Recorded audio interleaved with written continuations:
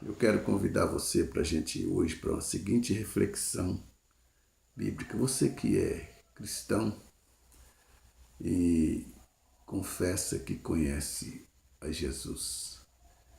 Então nós vamos ver aqui se realmente você conhece a Jesus ou não.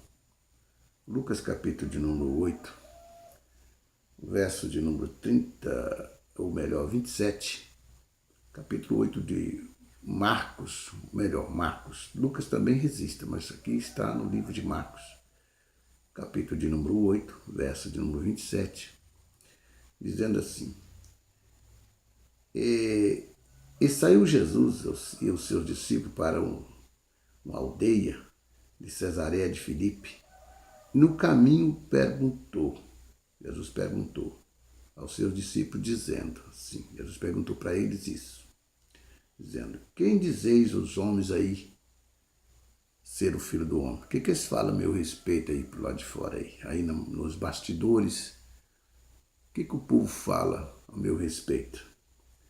E alguns dos discípulos, que eram 12, entre eles alguns começou a dizer, e eles dizem a respeito do Senhor, diz que o Senhor é João Batista, e outros diziam, o Senhor é Elias, e outros diziam, diz aí que o Senhor é um dos profetas, e outros... E aí no verso de número 29, mudou a história, aí que foi difícil. Jesus perguntou, e ele lhe disse: mas vós, e agora vocês, aqui os 6:12, vocês dizem que eu sou quem? E dos 12 houve um cochicho com certeza entre eles, e eles não ficaram assim meio voados, será quem é ele?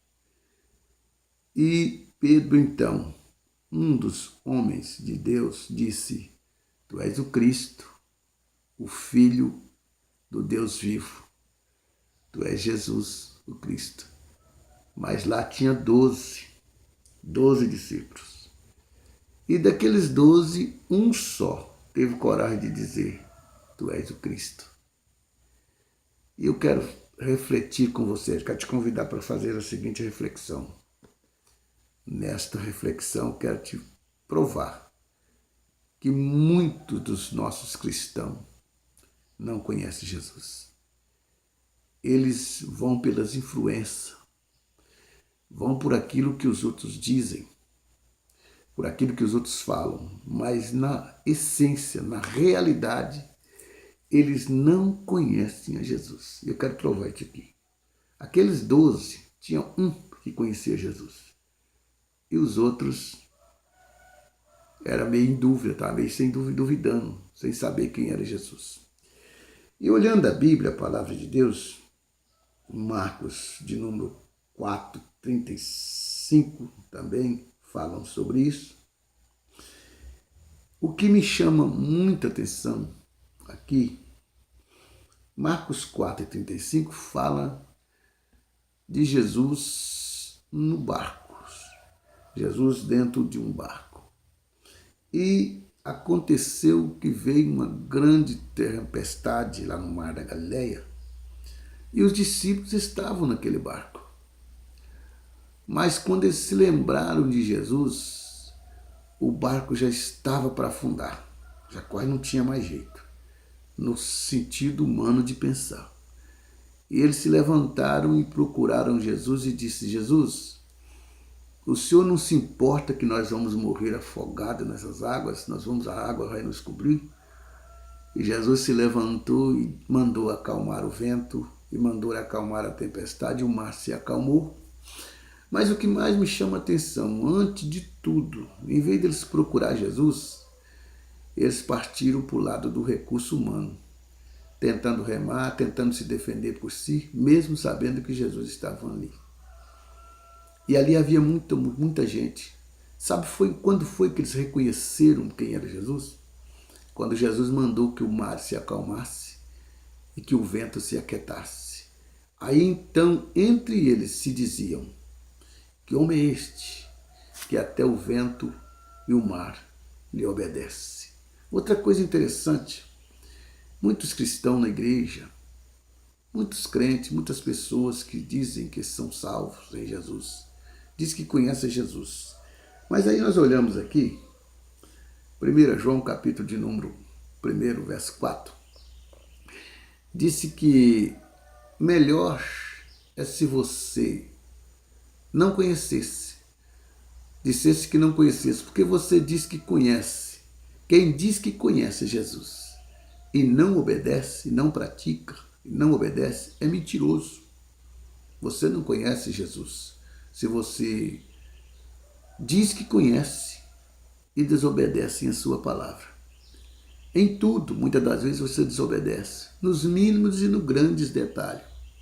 Você muitas das vezes não crê nos milagres, vendo os milagres acontecer. Você não crê no poder da palavra, vendo a palavra sendo expressada. Em todos os... Para onde nós olhamos, nós vemos o sinal da existência cabal de Deus. Se nós olhamos para as estrelas, nós vemos os brilhos delas afogueando, dizendo que Deus existe. Se nós olhamos para o mar, nós vemos o mar balançando as águas para um lado e para o outro, nós vemos que o mar é vivo e a mão de Deus é que está movendo as águas. Se nós olhamos para o vento, nós vemos o vento movendo as aves para lá e para cá e dizendo, Deus existe. Se nós olharmos o Salmo de número 19, o Salmo de número 19, o salmista reconhece dizendo, os céus manifestam a glória de Deus e o firmamento anunciam as obras das suas mãos. Os grandes planetas estão assegurados pela mão de Deus. Lá no livro de Gênesis, o seu capítulo 1 de Gênesis, você vai ver que lá disse Deus que Deus deu limite ao mar. O mar não cobre a terra, não toma conta de toda a terra, porque a mão de Deus está ali, segurando o mar. Os grandes planetas não vêm sobre a terra e não destrói a terra, porque a mão de Deus está ali. Disse Jesus, o meu Pai trabalha até agora, e eu trabalho também. Então a mão de Deus, o trabalhar de Deus está aí. Os céus manifestam a glória de Deus e os firmamentos anunciam as obras da sua mão.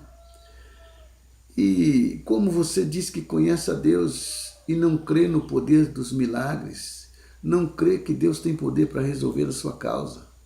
Quem conhece a Deus sabe que Ele tem poder, Ele está acima de todas as coisas. Quem conhece a Deus sabe que Ele é mais poderoso do que a enfermidade, do que as dores, do que as doenças, do que o rei, do que o predão, do que o presidente. Ele está acima de tudo. E como que você diz que conhece a Deus e você vive uma vida pacata, uma vida mesquinha, de sofrimento, de engano, de fachada? Eu te convido nesta vídeo, nesta reflexão bíblica, que você que está do outro lado, a conhecer a Jesus de verdade. Conhecer um Jesus que pode resolver em suas causas. Conhecer um Jesus que disse nas suas palavras, eu estou convosco todos os dias até a consumação do século. Conhecer um Jesus que resolve a sua causa. Conhecer um Jesus que tem poder e domínio sobre tudo, tudo quanto existe, ele tem poder. Não conhecer um Jesus como você está conhecendo. Você está sendo mentiroso. Conhecendo a Jesus, mas você coloca a enfermidade, não tem jeito. Você não obedece à palavra. A igreja ensina, a Bíblia te ensina, a palavra te ensina e você continua numa vida errada. E dizendo que é cristão, te convido para mudar de vida. Muda de vida porque o tempo está passando. Nós estamos nos fins dos tempos. E é necessário que você creia cabalmente em Jesus. Creia, como diz as Escrituras em Marcos. Aquele que crê em mim, como diz as Escrituras, rios de águas vivas fluirão dos seus interiores. São pessoas que têm realmente Deus na vida, têm Jesus no coração. Mas se você crê em Jesus e você duvida do poder dele, duvida do agir dele, continua mostrando que você não é de nada. Continua duvidando de Deus com as suas obras. Continua mostrando que você não crê nada porque as suas obras dizem que você não é de nada. Aproxima de Jesus e seja um crente verdadeiro. Seja um cristão de verdade. Vale a pena. Ele morreu, ressuscitou e no terceiro dia ele disse: todo o poder foi me dado nos céus e na terra. E depois ele disse também: eu vos dou poder para pisar escorpião e serpente e toda a força do maligno, e nada vai impedir nós de caminhar. Nós temos a autoridade de Deus na vida. Amém? Pense nessas palavras. Em nome do Senhor Jesus. Deus abençoe.